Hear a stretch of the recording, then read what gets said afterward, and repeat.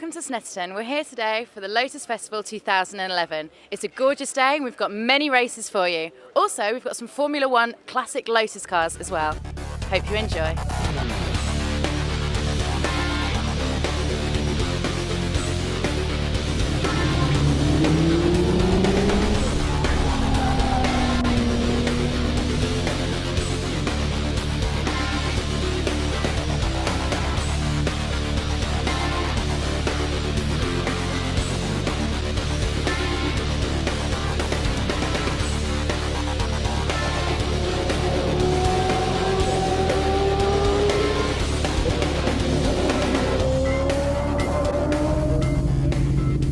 We're here at Snetterton for the first race of the Lotus On-Track Elite Trophy today. We have Ken Savage in pole. Last time he won, but will Luigi manage to make it past the line today in first position? Let's hope so.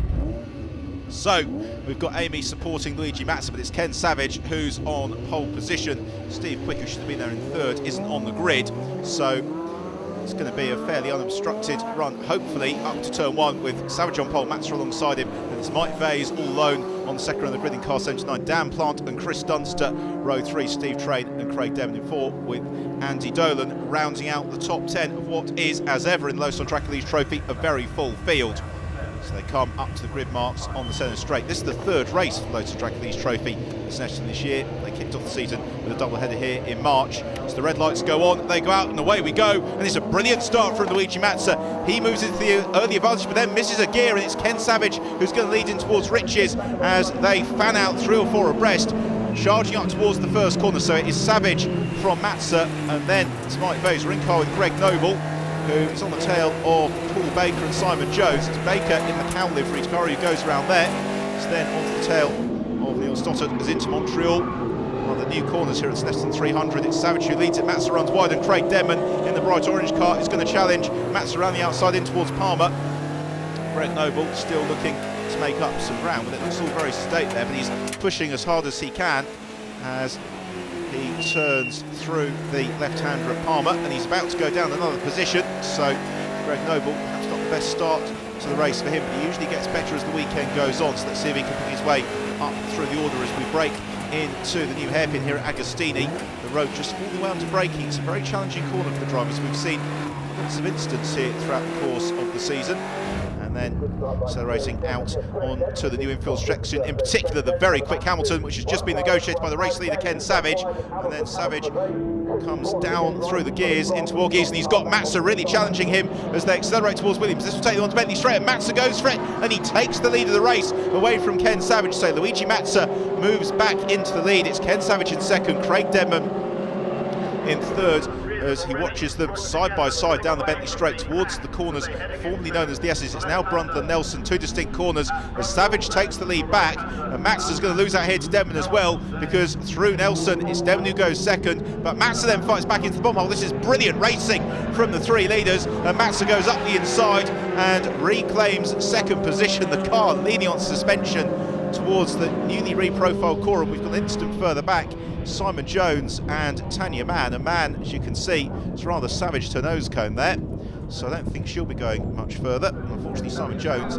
parking up as well through Coram on the limit of adhesion. Come out leaders, and Savage trying to get a bit of an early escape here. What they'd really like is Craig Devon and Luigi Mazza to start fighting amongst themselves, so Ken can drive off into the distance. Don't think that's going to happen. Ring car with Stuart Rowland. Deafness Motorsport entry. Do we see Deafness of Touch here out of Murray's? Yes, we do actually. He's got an excellent run here onto the centre straight. So he looks to gain some places. He slides past the number 23 car of Gary Broad, so he goes past Gary Broad. That's one place that he gains. Mark Yates, who's immediately ahead of him in the silver car. He may well be able to pass Mark on up to Riches as well. There's the field streaming through. Back to the leaders on the exit of Palmer. So it's still Savage from Mazza and Denman. We return to the cockpit of Greg Noble as he turns through Montreal. You can see how much steering lock he's got to get onto the wheel there to negotiate the hairpin that's named after the Montreal hairpin, because it's got the same radius as the corner in the Canadian Grand Prix circuit. Well, through Nelson comes the race leader Ken Savage. He's had a superb 2011, but not quite as good as Luigi Mazza. Mazza was the double winner at Zandvoort, and he is chasing down the double winner from the opening meeting of the year here at Snetterton, Ken Savage. Savage really loves it here, but Matza has proved to be very rapid throughout the season. Sandy Dolan and Chris Dunst having a side-by-side moment through Corham as well. So wherever you look around the circuit, there's plenty of racing going on. Are we going to see any changes through Murray's? No, we're not. Instead, it's Denman trying to get a nice and smooth exit to really put the pressure on Luigi Matza as they accelerate up the centre straight. Stuart Rowland continuing to try and gain places up through the field. Qualifying yesterday, he didn't complete a flying lap. A mechanical failure meant that one of the expected front runners this weekend starts at the back of both of today's races. So here he is. He's in the black and fluorescent yellow car, working his way up through the order. It's Mark Yates who's at the back of that train of 5 cars, taking full advantage of the slipstream.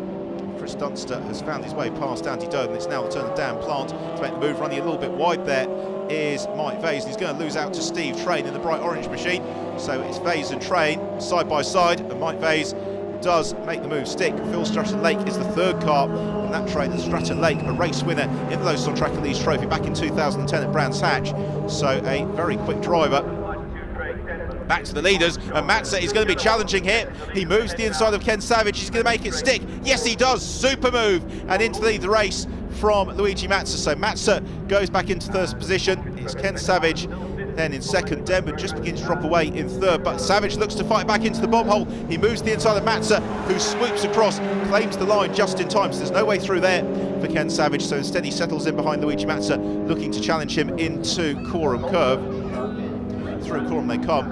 Reprofile corner really does tighten on the exit, then into Murray's. And the exit from Murray's is absolutely crucial, because this is what carries the speed onto the centre straight and up to Riches, one of the best overtaking spots on the Snetterton circuit. So on the start to finish line, another lap completed, and look how much ground over the rest of the field these 3 leaders are drawn out.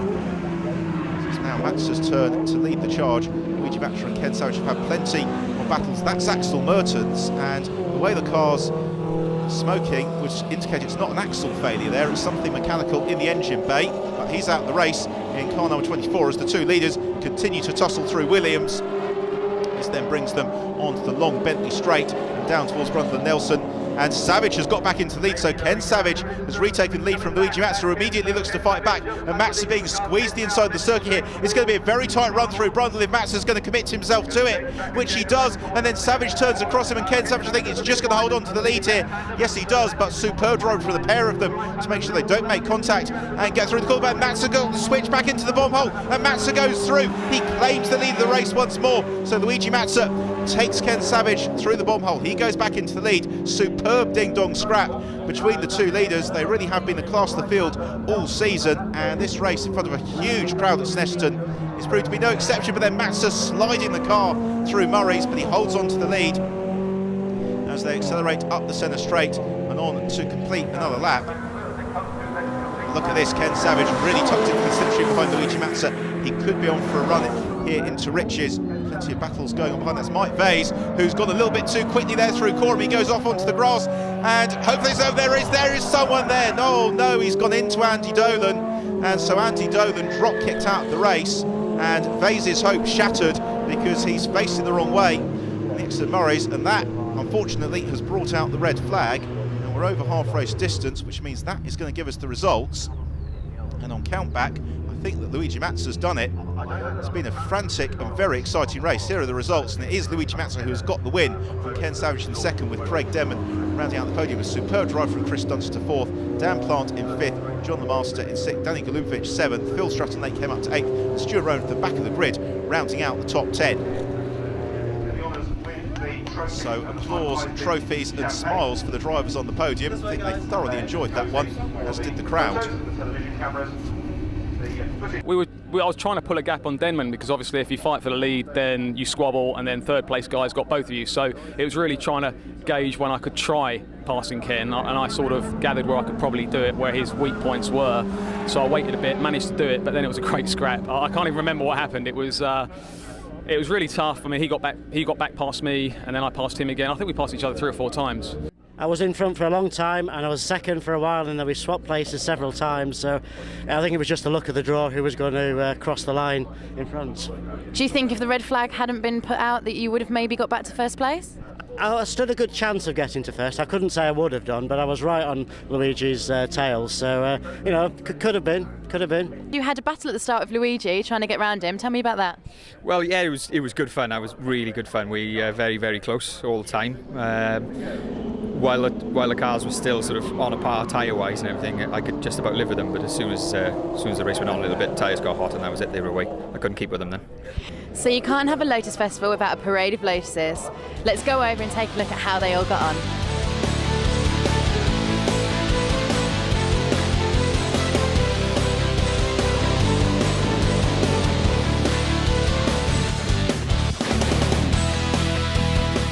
That's it from part one. Join us after the break for more for the Lotus Festival 2011.